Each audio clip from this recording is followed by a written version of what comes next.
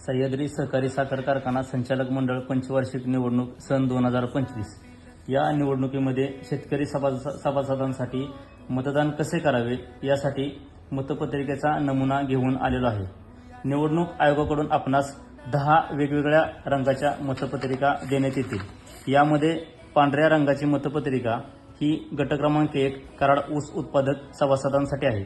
यामध्ये आपणास 2 मते द्यावयाची आहेत। अनुक्रमांक 1 चव्हाण संजय किसन व अनुक्रमांक 2 माने राजेंद्र बाळासाहेब यांच्या नावासमोरील छत्री या चिन्हावर आपण शिक्का मारायचा आहे।